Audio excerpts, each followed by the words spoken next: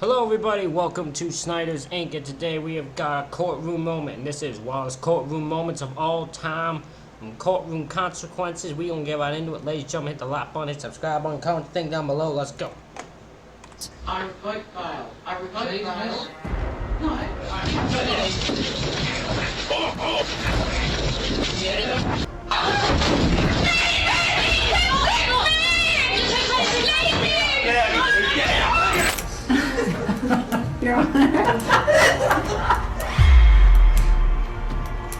You're charged with stealing a Dolphin jersey? This ain't the one, young. No? No, ma'am. Whoa, where are you going? Come on, hey, just left. My man, that was the easiest escape I have ever seen in my time. The guy got up and just left. There was no guards. That was what type of court damn hearing has nobody there? Ain't nobody, no cop went there, no nobody there. All hell could have broke loose. Ain't nobody there, and this guy just walks out like it was nothing. Hopefully he's not a serious crime. He's just going for it. This is 42-year-old Shannon Fox Hamblin. Can you take her for me, please? Motion is sustained. Mr. Winchester, you've been fired now. No. Mr. Winchester, please. I want my family back. I've changed. Who's facing allegations of violating her probation terms. So, a bond revocation hearing is going on in Williamsburg, Kentucky to determine her fate. As if Hamblin's offense was not outrageous enough, her reaction in court was even more weird. At the podium, Hamblin informs Judge Paul Winchester that she is being represented by probably the most popular person in the world. We're talking about... And who's representing you today? I'm represented by Jesus Christ. That's already a good start. That is already a good start to tell you that she's not all there still. She's like, no, I'm still there. I'm a man, woman. You said you were represented by Jesus Christ. He ain't gonna help you. He ain't gonna defend you. Now, Jesus Christ might have been known for his wonderful acts of goodwill, but he's not a licensed member of the Kentucky State Bar. Therefore, the judge promptly suggests the services of the Public Defender's Office. So I'm going to appoint Mr. Findale to No, represent I don't you want today. Mr. Findale. Well, I have that right. You don't get to choose. You don't get to choose. Jesus is going to represent through me. I do not want legal counsel. I have the best counsel, Adam Howard, I've ever Okay, represented. all right. So what do you want to say? I want to say that I have lived hard, loved hard, played hard, but I've been saved and applied the blood. I'm pardoned through Jesus Christ, okay? Okay, I have stumbled and I have failed many times, and mercy's rained from that bench. Not because I deserved it, but because I'm sure somebody prayed. Okay, I wanted to Why did I get to his face like that? He just looks up and you're like, what the fuck is you on about? What? What are you on about, woman? Can you just get your point? face salvation and play over here too. I was riding the fence between me and you. God gave me a choice, and it's life or death. I kid you not. Do I look like the person that stood before you in August? Do I? I'm humble. I'm in a walk of shame. Judge They keep cutting to the same face where you just look to this person like she's insane. Winchester has heard enough and attempts to redirect the discussion to the allegations against her. Okay, let me ask you a question. Yes. Allegation is you failed to report to probation and parole. Hamblin is accused of failing to report to her probation officer as required and also testing positive for methamphetamine in a drug test on December 9th, 2016. Woman, you probation, you have methamphetamine in you? You thought they were gonna be okay just because you talk about Jesus? You thought they were gonna say, no, my man, Jesus ain't gonna save you from going to think. You would just, you take methamphetamine, Judge. The Jesus Christ don't care about that. She denies the allegations and argues that she is saved by the blood of Jesus. Allegation is you failed to report to probation and parole. Okay, sir. I have nothing in this world. All I need is an answer. No. Did you go? Okay. I went to probation. Yes, I did. But the next 2 times, I didn't have no right. Okay, let me ask you another question. Yes. On December the 9th, 2016, you were given a drug test and you were positive for methamphetamine, and that was confirmed by a lab. Saved by the blood. Yes or no? Do you acknowledge that? I acknowledge I'm saved by the blood. Her probation officer is then called to testify, but Hamblin continues to interject her religious beliefs into the proceedings. Your religion does not save you, woman. I mean, it could save you in most cases. Court isn't one of them.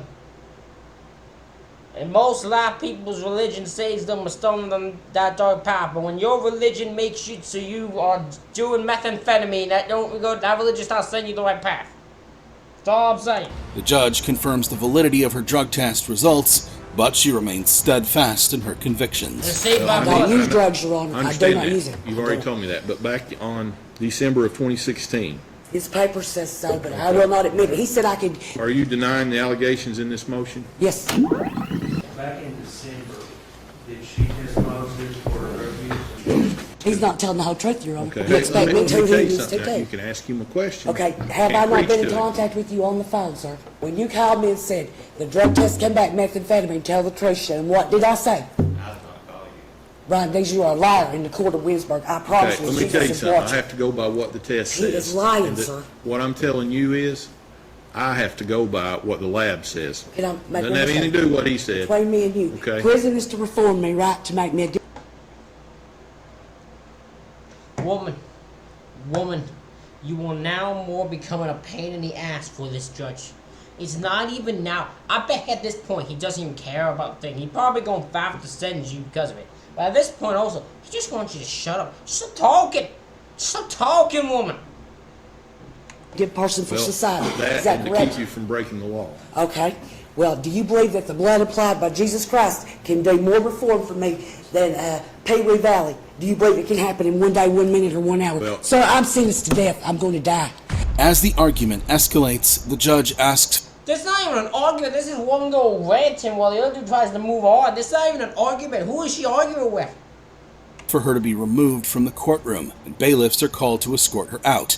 However, she resists and is eventually removed from the courtroom. Can you take her for me, please? Motion is sustained. Sir, no, I have the right to speak, okay? And you Now, have no, the my right life is at stake. I'm going to speak, please. No, I'm going to speak to now. this judge. No, I'm going to speak to you right now, Your Honor. My life is at stake. I'll die in prison. Come on, yeah, I have come been on. right to I won't go. I won't go. No. Get me. You need to go. You don't No, want me to I'm do that not. to you, okay? You said I You won't. need to go. Miss Winchester, please. I want my family back. I've changed. No, they take me to Jesus like he's in a hiding on the house. I'm 20. Jesus, you said I would have to go, and I'm letting you go. But the situation doesn't end there. In the hallway, Hamblin reportedly kicks one of the bailiffs, causing injury, and continues to resist arrest. And that's how you end up in jail longer than you were gonna, probably.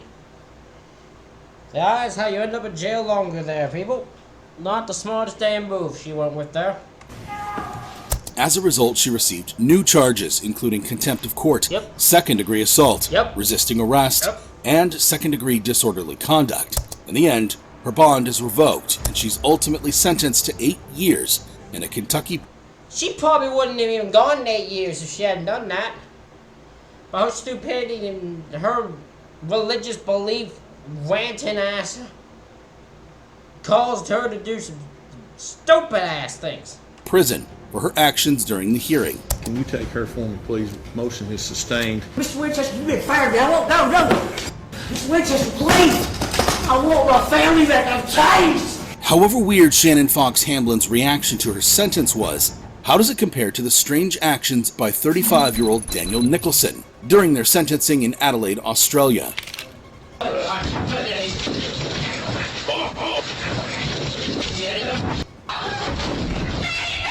Did he just slam himself in the face? Did he just cause himself to go face first into that table? Nicholson is a father of 4 who's been out on bail while awaiting trial for weapons charges. The purpose of the hearing is to determine whether he should continue to be released on bail before his trial. If you thought Nicholson would have been remorseful for his crimes, you're wrong, because during their hearing, things got even crazier.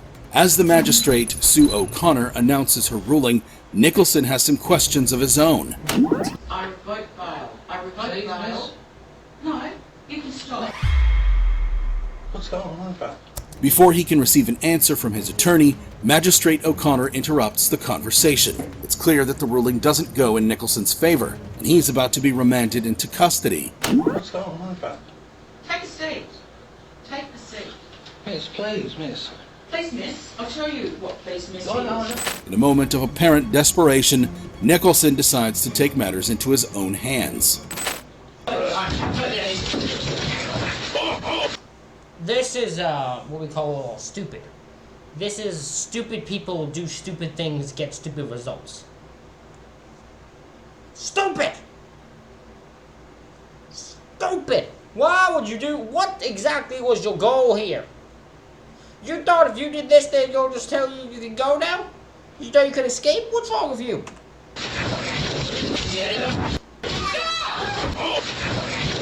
The commotion inside the courtroom intensifies as officers attempt to subdue Nicholson and prevent his escape.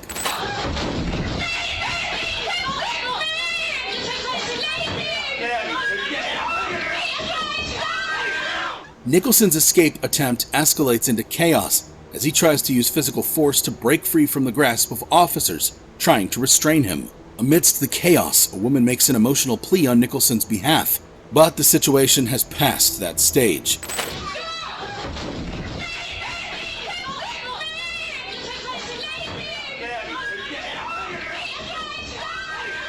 Eventually, a group of officers are able to overpower Nicholson and prevent him from reaching the exit.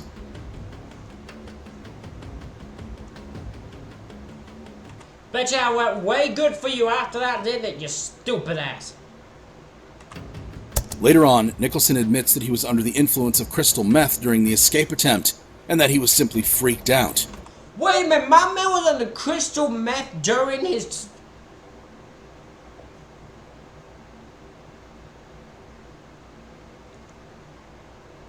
He deserves to go to jail. He's fucking stupid. He's straight fucking stupid. He's on the crystal meth while he's in court. He's going before he goes to court. What the fuck was he ass thinking? He's stupid. Fucking stupid as hell. Dumb man. He pleads guilty to attempting to escape custody and causing harm to emergency workers. For these actions, he is sentenced to 21 months in prison, with the possibility of parole after 1 year.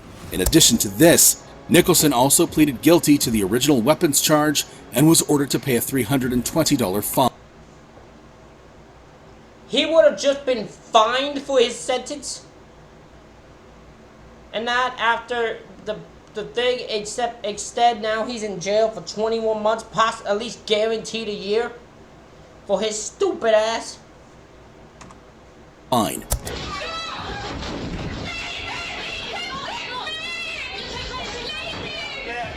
However, while it was clear that Daniel Nicholson wasn't happy to hear he was going to spend time behind bars, his reaction to the sentence was similar to the case of 18-year-old Brendan Wazinski. What's up, man? Alright. I'm just gonna be straight up honest with you. I'm not a cop. Okay. Can we face the view, well? At this point right now, you are being under... We just saw this. We honestly just saw this. We saw this in the fake cop video. I'm pretty sure I did yesterday. I'm pretty sure. We just saw this goddamn video. Arrest. Understand? Who's facing charges of impersonating a cop at the George Layton Criminal Courthouse in Albuquerque, New Mexico. 6 months before the court proceedings, Wazinski had been driving an unmarked car with a police siren and pulled over a driver for speeding. Albuquerque police officer Danny Anzo arrived on the scene and noticed something odd about the situation, leading him to investigate further. You gotta talk to him for a minute. Who do you work for? Really country club. Oh, okay. I know, I'm under-equipped. Okay. Do you have an ID with you? I mean, this is all I got on me. Like I said, I'm under-equipped. I was just heading over there to the courthouse. To the courthouse for what? To get my crap. Anzo questioned Wazinski about his identity and equipment, noticing inconsistencies in his story. Wazinski claimed to be under-equipped and on his way to the courthouse. Anzo was still suspicious. I know, it makes no sense. I caught him going 120 down I-40. Officer Anzo, while waiting for a response regarding Wazinski's story, engaged in a casual conversation with him. During the conversation, Wazinski stuck to his story and maintained his role as a law enforcement officer. And I'm not here to mess with you, man. It's just the thing is, yeah, he was speeding, dude. You could have called it in. And, because if you get into shooting, you're right. All right, man. I understand. Right. For starters, I know this looks really bad. Right. This looks really bad. This screams whacker. Right. How long you been on? About 3 years. Okay. I've been on for like 13 years. Alright, so I'm not saying I'm perfect, but need to be a little bit more careful, alright? So, Seeing how weird the situation was, Officer Onzo requested a supervisor to come to the scene. He then placed Wazinski in the back of his cruiser. do you have anything on you, man? Any weapons or anything? Okay, that's fine. Just have a seat, alright? Alright. At this point, Wazinski came clean and admitted that he was not in fact a police officer. He confessed to purchasing police equipment online, including a fake police siren. Can I talk to you real quick? Yeah, give me 1 second. What's up, man? Alright. I'm just gonna be straight up honest with you. I'm not a cop. Okay. Good. I'm just gonna be Where'd you get that fucking badge from? honest. I bought it offline. Okay. Do me a favor, stay in here, okay? For a second. Officer Onzo discussed the situation with a sergeant and, based on Wazinski's admission, charged him with impersonating an officer and took him to jail. I don't know what exactly Brandon could have been surprised with. How do you think he wasn't going to go to jail? My man, you pretended to be a cop. You could have put your life in danger. You could have someone else in danger. Who knows how far you were going to go? What was that you plan on doing? Okay, face the vehicle. At this point right now, you are being under arrest. Do you understand? Okay.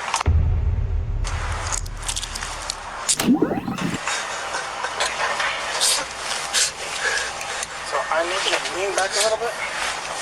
Thank you. Can I please help my wife? I'll give you, when we get to the substation, I'll give you, we'll give her a call. Okay? Now, in court, Wazinski pled no contest. The judge sentenced him to 1 year of probation, including conditions such as not possessing firearms or handcuffs and undergoing a psychiatric evaluation. Interesting. Why is a psychiatric evaluation? I guess they think he's crazy. I mean, in fairness, anyone who probably tries to be a police officer and puts their life at risk like that for no real reason probably should be looked at as psychiatric evaluation, because they all must be crazy. Can't carry any firearms, deadly weapons, handcuffs, anything like that, because I do not want any kind of reoffense on this kind of case. Does that make sense? Yeah, sure. However, Wazinski violated his probation by not completing the required psychiatric evaluation. Try the best I can, Your Honor. I mean, I have honestly a lot going on right now, and it's stressful, but I will try my hardest to get it done. Okay, so just to let you know, we all have a lot going on, and it is very stressful for everyone, but this is very important, and I'm not going to give you longer than that. After discussing his situation, the judge granted him an extension of 2 weeks to fulfill this requirement. Finally, Wazinski successfully completed the psychiatric evaluation, avoiding jail time. What's up, man? Alright. I'm just gonna be straight up honest with you. I'm not a cop. Okay, face the vehicle. That had nothing. So his reaction was nothing like the one before. At all. So I don't really know why you say it was just like that. It wasn't at all. They weren't even similar in reactions. What the hell you on about? At this point right now, you are being under arrest. Do you understand? Okay. However, let's compare the weird actions of Brendan Wazinski to the strange actions of this man at the Wake County Courthouse, Raleigh, North Carolina. Before entering the courtroom, visitors, attorneys, and court employees are mandated to go through the main security checkpoint, as you can see. This man here has gone through security and is now picking up his personal belongings from the container at the security checkpoint. In a small mishap, he inadvertently drops his wallet while collecting his things. Unaware of this, he proceeds to the elevators. Later, when he attempts to pay a court research fee on a different floor, he realizes his wallet is missing. Inside the wallet was a substantial amount of cash, totaling $1,600. Thankfully, someone returns the wallet to another security checkpoint within the building later that day. But this is where the story takes a different turn. The cash is no longer inside the wallet. Prepare for a twist that will make your jaw drop. The security team initiates an investigation to trace the sequence of events. Moments after the wallet drops, this man passes through the security checkpoint and immediately notices the fat wallet. He keeps his cool, walks up to the area, and picks up the wallet as coolly as he can.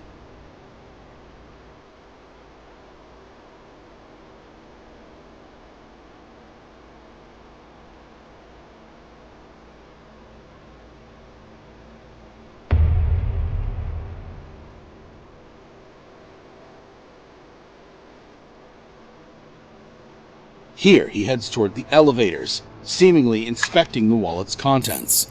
This individual goes up to the 4th floor before returning to an elevator. The wallet, still in this folder, remains with him.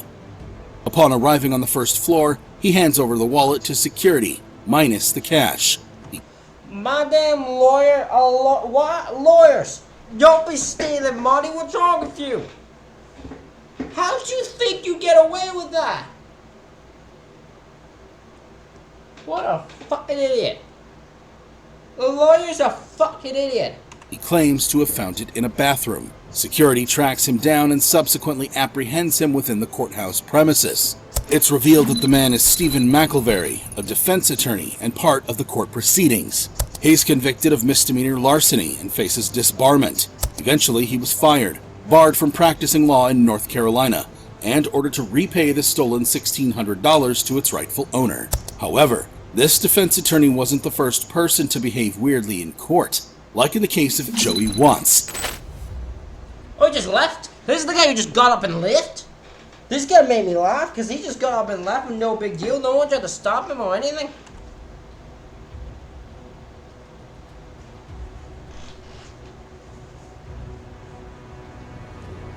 The defendant in a case involving charges of aggravated assault and felony possession of a firearm in Grant. How does someone who have these charges against him get away so easily? There's no one there chasing him, no one. Why is there no officers in the court? What the hell? County Courthouse in Sheridan, Arkansas. Watt is accused of threatening a woman with a shotgun at his residence. In the courthouse, the scene appears quite casual. There was no officer in sight, and Watts' attorney, along with some individuals, were chatting and possibly checking their smartphones. The jury is in the process of deliberating the charge related to the possession of the firearm. However, there's a significant development. Watts has been found guilty on the assault charge, a verdict that likely means he's headed for prison. While the crimes committed by Watts are abhorrent, his courtroom conduct will leave you speechless. In an astonishing turn of events, Watts calmly walks out of the courthouse, as cool as can be.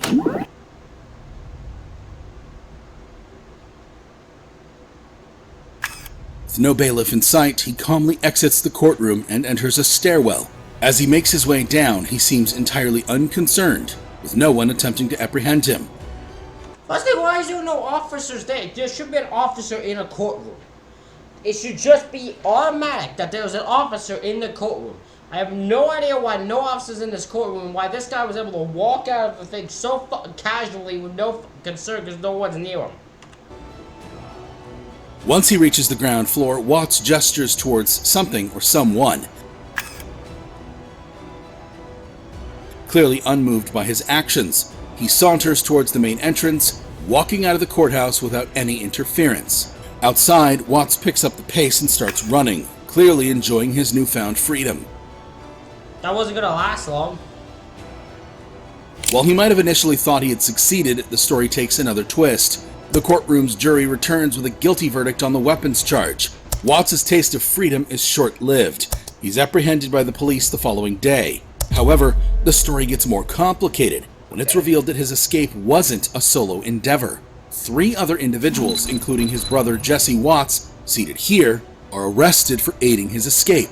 His brother, Jesse Watts, is found guilty. How did they aid in his escape? The man casually walked out with no one to stop him.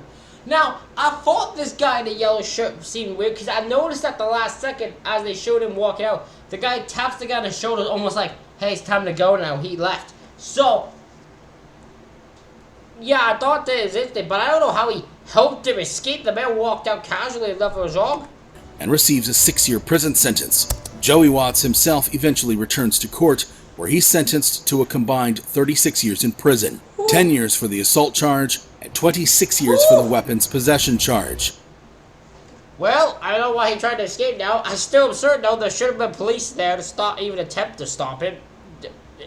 Why there were no police there, I have no fucking idea.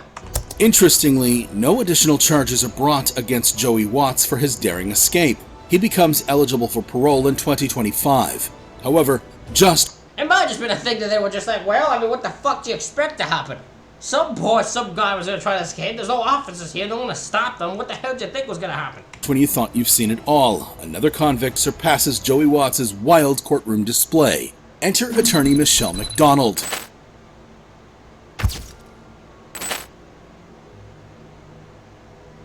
who's representing the mother in the child custody hearing case in Hastings, Minnesota.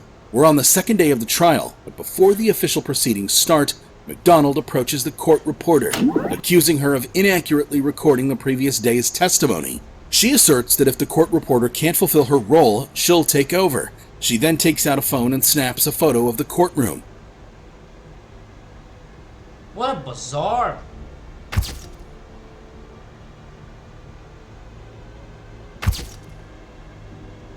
This draws the attention of this courtroom deputy, who informs McDonald that photography is prohibited in the district courtroom and confiscates her camera. Despite some initial tension, the hearing eventually resumes. What is this why is this attorney just going off the rails like this for? She tried to desperately come up with a reason why the mother should have think that she's just losing it, trying to delay it. I don't know what the hell she's doing. However, during a later recess, deputies approached McDonald and presented her with a contempt citation for violating the photography rule. McDonald is escorted to a holding area for processing, but she refuses to cooperate or provide her personal information. As a result, she is taken into custody. I bet the mother's very happy that the mother in this child custody case is very happy her lawyer is going to prison because she's fucking stupid. In an unusual turn, she's handcuffed to a wheelchair, a tactic mainly reserved for violent offenders. McDonald is wheeled back to the courtroom, and despite her predicament, McDonald maintains a surprising level of composure. However, McDonald declines to engage with Judge David Knutson or present evidence for her client. At the end of the proceedings, McDonald promptly files a federal civil rights lawsuit against Judge Knutson and county personnel, alleging improper treatment during her courtroom appearance and subsequent 36-hour detainment. However, this legal action does not play out in McDonald's favor. Instead, she faces her own set of consequences. She's given a 60-day suspension and 2 years of probation for various reasons, including repeatedly speaking over Judge Knutson and taking unauthorized photos in the courtroom. This case got worse when the Minnesota Supreme Court took action by indefinitely suspending McDonald's law license. Wow. This decision stems from her... So this whole thing she tried to start with the lawsuit and everything ended with her not being allowed to be an attorney again. Her whole law license got suspended by the Supreme Court. Fuck yeah, I bet you were glad you did the lawsuit now. False accusations against Judge Knutson, which were seen as undermining his integrity in the original case. Yep. However, McDonald isn't alone in their courtroom actions. Let's not forget the weird incident involving David Hall, who identifies as a sovereign citizen, a belief system that claims that specific laws do not apply to him. Sir, today I'm appearing as the agent and settler for David Hall. I'm not the person. Sorry guys, had to take a break for a second. So, we're gonna get back into this. Sir. Okay, when I am you not see the person, person. David Hall, tell him he's not leaving jail either, all right? Hall was charged with driving under the influence and driving with a suspended license, and is in Broward County, where Judge John Hurley is presiding over his bond hearing. However, the real shocker came when Hall unleashed his madness in the courtroom.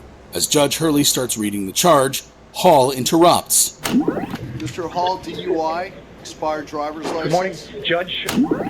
Sir, I haven't said for the court how I'm appearing today. Hall just told the judge that he hasn't yet stated how he's appearing in court, but the judge informs Hall that he will address that shortly. Today, well, sir. I'm not asking you yet. Just give me a moment, all right? I need to look at your record. However, Hall's strange legal approach continues, and he identifies himself as the agent and settler for David Hall. Sir, today I'm appearing as the agent and settler for David Hall. Okay. Could you get Mr. Hall for me then, sir? Where is he? I go by that name, sir. My name sounds exactly like the defendant's.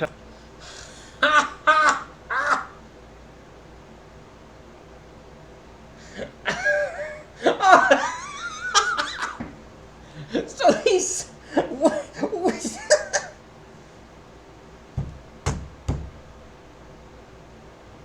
So he's like, can you get David Hall then? Where's David Hall? I am David Hall. But I'm not David Hall also. I'm not David, I'm just settling for the David Hall that isn't me, that is David Hall. You know what I'm saying? We on the same page here? You know? And I'm here to settle that matter today. The judge inquires whether Hall and David Hall are the same person, to which Hall responds that he's an individual, not a person, and differentiates himself from David Hall. So are you and David Hall one and the same person? I'm not a person, I'm an individual. David Hall is a person, I am a private individual. This exchange leads to some confusion. This has got to be one of the most bizarrest things I have ever seen. One of the most bizarrest statements I have actually ever heard. But the judge keeps his composure. Undeterred by Hall's legal maneuvering, Judge Hurley decides to set the bond while sarcastically acknowledging Hall's multiple self-identifications. May I say something else for the record, sir? Go ahead, sir. I appear here today as the settler, agent, not the person, but the individual. And I don't think I should have, you understand the difference between a person and an individual. Agent, and you're the individual, but you're not the person. Is that correct? Correct. Correct. I'm going to write that down. However, the judge notes that Hall's new charges are a violation of his original bond conditions. As a result, regardless of how Hall refers to himself, he won't be released from jail unless he can pay the bond amount. Here's what we're going to do. The settler, the agent, the individual, and maybe even the person, David Hall, has been charged with DUI. So today, the court's going to set the settler, the agent, the individual's bond, and even the person's bond today, $10,000, because the settler, the agent, the individual, and the person has not stopped driving, even though the settler, the agent, the individual, and the person continues to drive without a driver's license. I love how he always does that. He never will just stop the joke. He keeps doing the settler, the agent, the individual, and the person. He does it every time. I appreciate that he keeps doing it. He doesn't stop, doesn't think twice. He keeps making this. He's going along with it. May I post bond, sir? Finally, it's Judge Hurley's turn to play games. Well, is there any other? Are you asking me as the settler, the agent, the individual, or are you asking me as the person? Sir, I'm asking as the individual appearing before you today, the opportunity. Who are you speaking on behalf of? This judge is my guy. This judge is just fucking with him. Right now. Sir, I don't understand that question. I believe that you're trying to confuse me now. I'm not the person, sir. Okay, when I am you not see the person, person. David Hall, tell him he's not leaving jail either, all right? Well, have a nice day. In the end,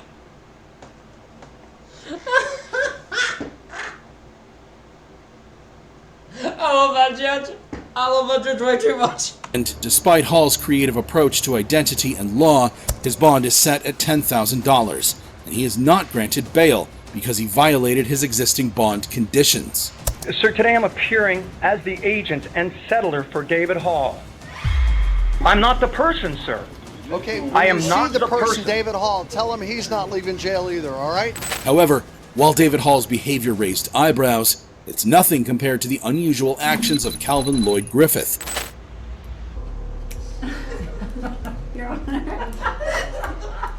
Who was accused of breaking into a local school and stealing an employee's car. Griffith is charged with grand theft, burglary, trespassing, and violating his probation from a previous car theft. He is now at the Miami-Dade courthouse before Judge Catherine Puller, who's presiding over his bond hearing. While the magnitude of Griffith's crimes is concerning, his courtroom behavior will leave you in disbelief. As Judge Puller begins addressing the case, Griffith attempts to interject and provide information about his probation status. However, his continuous interruptions prompt court officials to cut off his microphone to restore order. Calvin Lloyd Griffin Jr. on page 12. Good morning. Mr. Griffin is charged with burglary, petty theft, grand theft of a vehicle, and trespass. And he's on probation. He's out on probation, Your Honor. Yeah, I'm on probation. I'm on paper. Okay. I could be in here anyway because I smoke weed and cocaine. I could be in here anyway because I smoke weed and cocaine. Griffith then attempts to communicate with the judge through gestures, but when that doesn't work, he does this.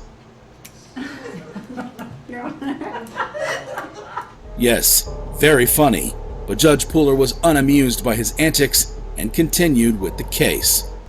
State is requesting that Your Honor set the bond, but reset the case in division tomorrow because his actions violate his probation. Eventually, the judge agrees with the state's request and sets Griffith's bond at $18,500. That's a big ass bond. Bet you ain't got the money to pay that, do you, Calvin? Bet you'll go twerking, you stupid dumbass now, aren't you? She also issues a warning against Griffith returning to Miami Edison Senior High, as there is a statewide order barring him from the school. Good. You show him now, you're gonna end up fucking screwed. There's a statewide order from Miami Edison Senior High. If you should get out, do not go back there. You're not a student anymore.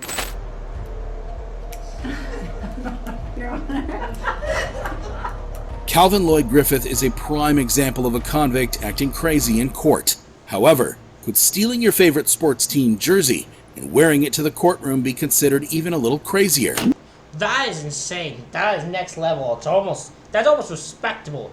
How stupid that is, and how fact he went along with it. That's almost respectable. Like, he wore it thinking he'd get away with that. Like in the infamous case of Nelson Walker. You're charged with stealing a Dolphin jersey? This ain't the one, young. No? No, ma'am. Who's facing a charge related to the alleged theft of a Dolphins jersey in Miami-Dade County. Judge Ward, presiding over the case, appears skeptical of the situation. She questions Walker about the Dolphin jersey he's wearing, which leads to an interesting exchange. You're charged with stealing a Dolphin jersey? This ain't the one, young. No? No, ma'am. It show on that I ain't took no jersey.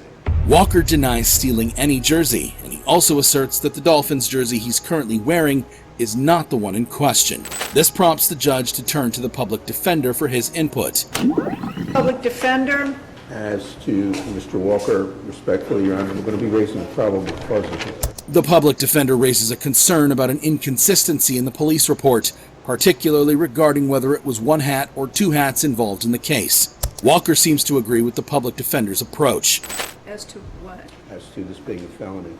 Because the allegations are an observation of observing the defendant and co-defendant put on a Dolphin hats. The officer says A, and then it says hats, so there's an issue as to whether it's two hats or one hat, but clearly the allegations are the co-defendant. Taking these points into consideration, the judge orders that Walker, who has a history of 29 prior felonies, be held on a $5,000 bond. However, in the following weeks, Miami-Dade prosecutors decide not to press charges against Walker, leading to his release. Despite this, the judge may... I am curious, right? I'm just curious. They would know the answer. What number jersey got stolen? That's all you'd have to know. What number was the jersey got stolen? In this case, in this situation, was all you had to look up. And then you get the answer on why he could go to if this is it or not. That would feel way more easier to ask than just... mandates that Walker stay away from Dolphin Stadium. Now, that's a hurtful punishment. You're charged with stealing a Dolphin jersey? This ain't the one, young. No? No, ma'am. However, while some may attribute Walker's action to fan passion, it pales in comparison to the unfathomable behavior of Derek Wright,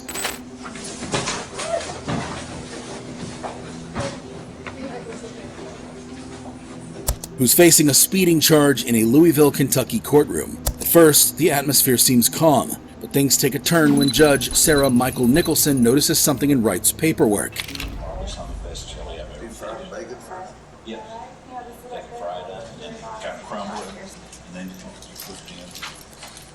Bacon makes everything better.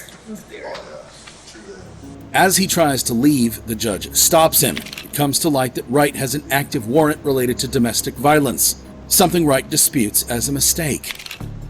Whoa, where are you going? No. So I can't go to the restaurant. What can I make a copy of my mom? In a minute. You can do it. The case got dismissed. We're verifying it. I went to court for that Tuesday. It was dismissed. Sir, I need you to calm down. We always verify. Yeah, but if it's dismissed, you're good. If not, I'm gonna take it into custody. I need to call my mama if I'm gonna get arrested because this is something new to me because this is the only thing that I was supposed to go to court for. The true shock lies not in the crime itself, but in Wright's jaw-dropping behavior during the sentencing. After confirming the warrant's validity, deputies move in to take Wright into custody. He asks for a chance to call his mother. It's So it's still good. Okay. Okay. Sir, you need to calm down, okay? They're gonna go ahead, they're gonna execute this. They'll let you take some time to call your mom. Just stay quiet, don't say anything, okay? While they try to lead him to a spot for the call, he resists, and a struggle ensues.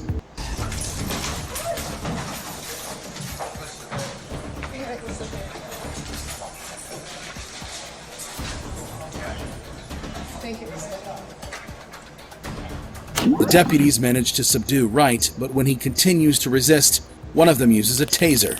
Wright screams in response. Eventually, they get him under control and remove him from the scene. Thankfully, neither Wright nor the deputies sustain serious injuries. The one officer's glasses get broken. Oh, no. Following the incident, Wright... Not his glasses. Anything but his glasses. Oh man, they could be expensive glasses. You don't know, that's the glass that costs a low amount of money. You know what I'm saying? It's possible. Wright is charged with third-degree assault, resisting arrest, criminal mischief, and disorderly conduct. He pleads guilty to the assault charge and receives a 3-year probation period. Other charges, including the initial speeding offense, are dropped.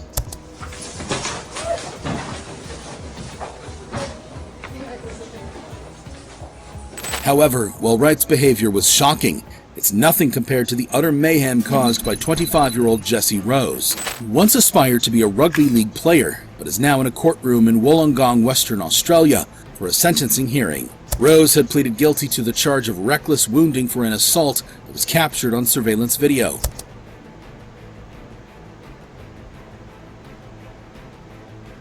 The incident occurred in a pub, where Rose and his friend were asked to leave by security due to Rose's drunken behavior. Instead of complying, Rose and a security guard became engaged in a physical altercation. The situation escalated when Rose threw a drinking glass at the guard, severely injuring him. During the sentencing hearing, Rose's attorney argued against sending him to jail, claiming he had turned his life around by maintaining a steady job and living responsibly. You throwing a drink at someone tells me otherwise when it comes to that. However, Judge Andrew Hassler was firm in his decision, stating that the assault was too serious for leniency. Rose was sentenced to 14 months in prison. However, Rose's reaction to the sentence was far from subdued. In fact, he went crazy.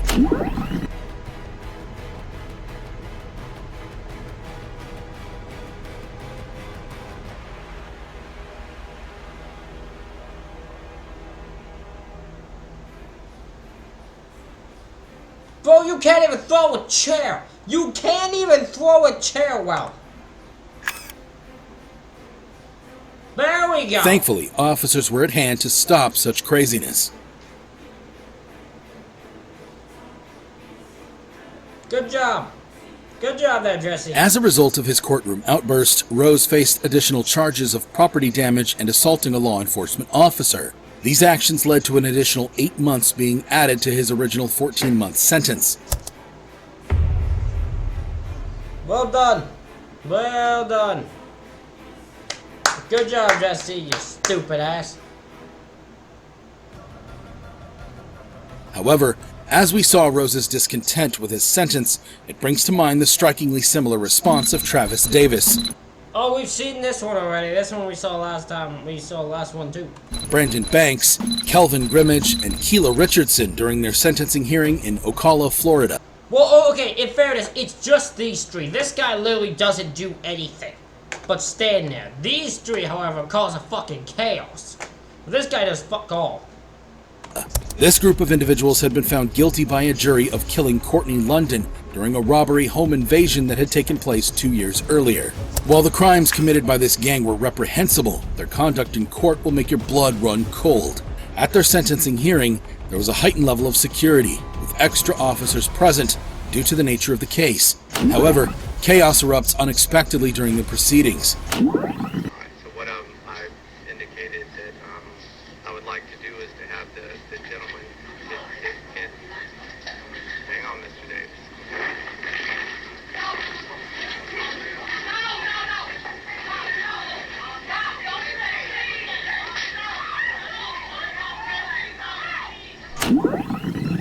Travis Davis appears to resist being handcuffed by a court officer, leading to a struggle. Another officer quickly intervenes to assist. Kelvin Grimmage also resists attempts to handcuff him. Adding to the confusion, the situation quickly escalates into a physical altercation involving the court officers and the defendants. Hang on, Mr. Davis.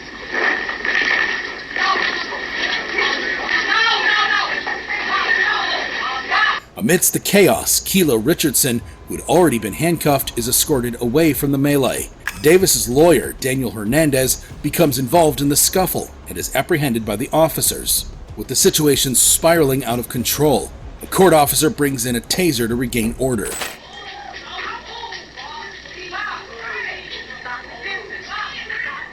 Reportedly, all three of the defendants involved in the altercation are tased, including Brandon Banks, who doesn't actively join the physical struggle. After the court officers manage to regain control of the situation, Davis and Grimmage share some parting words before being taken into custody. In the end, all four defendants were convicted of first-degree murder and sentenced to life without the possibility of parole. Ladies and gentlemen, that is it for this reaction video. Let me know what you think in the comments. Hit the like button, hit the subscribe button. Thank you all for watching. I'll see you all for the next one.